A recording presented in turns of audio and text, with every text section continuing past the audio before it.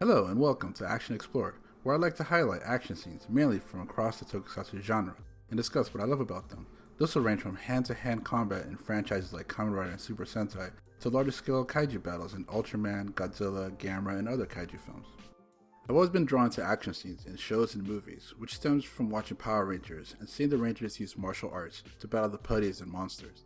That grew to my love for martial arts movies from places like Hong Kong, Japan, and Thailand. And despite having so many obstacles, like helmets and cumbersome suits, these shows still manage to pull off some of the flashiest action scenes out there, and I love to talk about them as much as possible. Now for a disclaimer, I didn't go to film school or anything. I've never studied a martial arts discipline. I just really love watching martial arts movies and TV shows. I probably won't know every technical aspect of a scene, but I'll do my best to read up on as much as I can for every video. I want to use these videos as a way to learn more about this subject, and hopefully we can learn some things about this amazing genre together. So today let's talk about the action of Kamen Rider Wizard. Wizard was a Kamen Rider season that aired from 2012 to 2013. The series centered around Haruto Soma, a survivor of a ceremony that released demons known as phantoms. He's tasked by a mysterious figure to become Kamen Rider Wizard and protect people's hopes. While this show garnered mixed reactions from the fandom, two things always stood out for me. The costumes, come on, look at these suits, they're amazing. And of course, the action. The season that came before Wizard was Kamen Rider Forze, which was directed by Koichi Sakamoto. Coming from an action background, Sakamoto is known for his high-energy fight choreography and dynamic camera work. While in my opinion the action scenes in Forze weren't Sakamoto at his best, it still left pretty big shoes to fill. However, Wizard was able to make itself quite distinct from what had come before, and I believe that was because of two new additions to the staff. The series director, Shojiro Nakazawa, brought on Hirofumi Ishigaki as action director.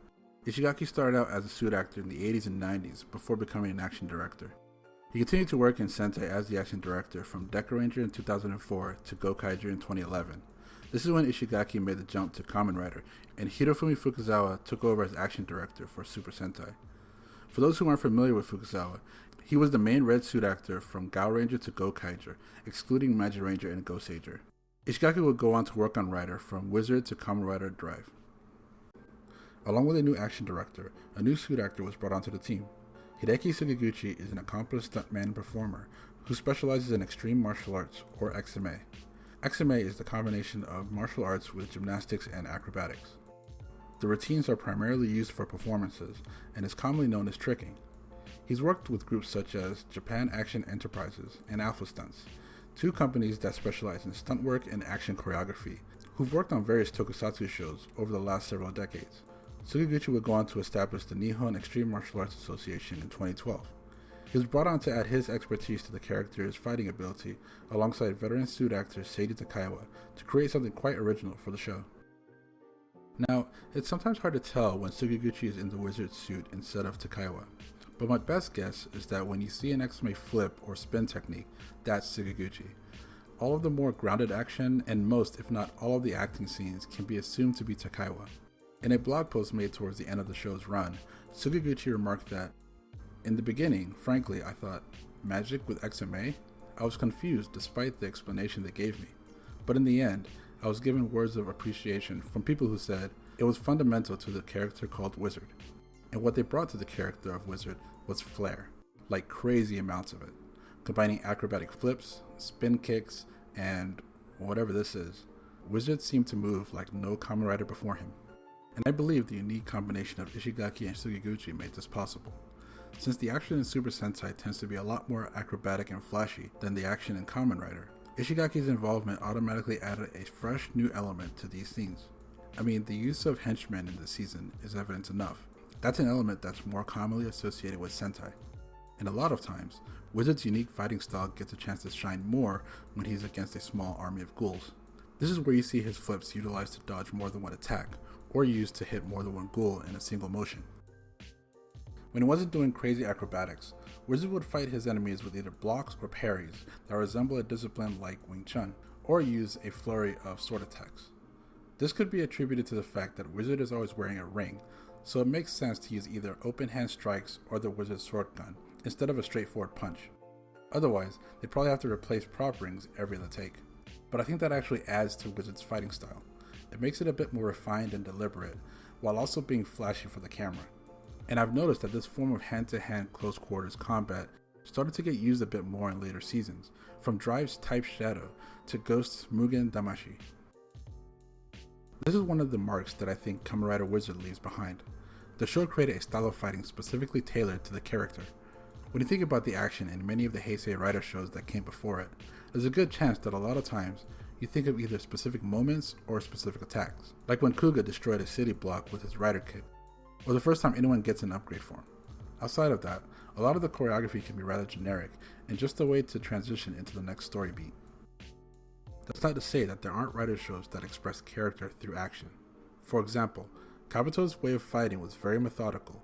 Every move he made was calculated, but he saw that through Seiji Takaiwa's movements.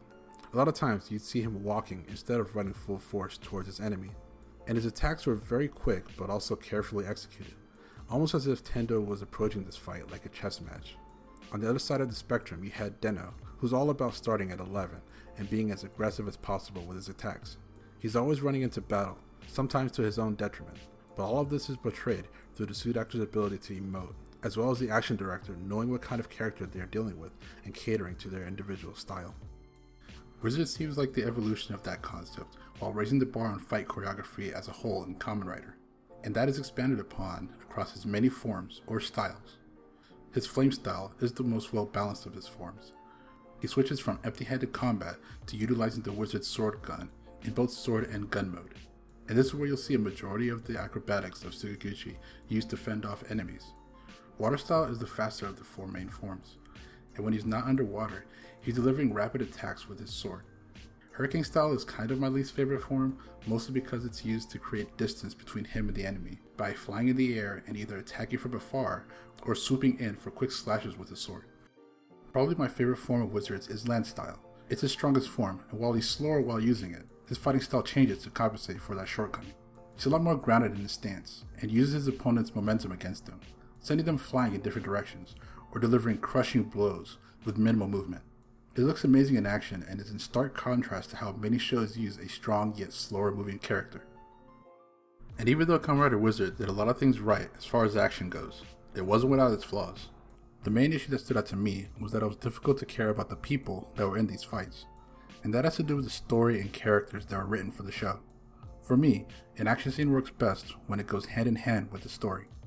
If you care about what's happening in the show and who's involved in these battles, you'll be way more invested in the action that takes place. And with a show like Wizard, which suffered from slow pacing, a meandering storyline, and rather bland characters, the fight scenes became more of pure spectacle, rather than a device to advance the story. Which I think is a real shame, because the action team obviously put a lot of work into making these fight scenes as unique as possible. And for that I commend them, because the action in Kamen Rider Wizard is the reason I go back and watch episodes from time to time. Thanks for checking out the very first video in this new project of mine. I had a lot of fun working on it. Let me know what you think of the action in Kamen Rider Wizard in the comments down below. Oh, and also let me know what you'd like to hear me talk about next in regards to action in tokusatsu. I have a list already, but I'd love to hear your suggestions. And if you enjoyed the video, please hit like and subscribe. Till next time, peace.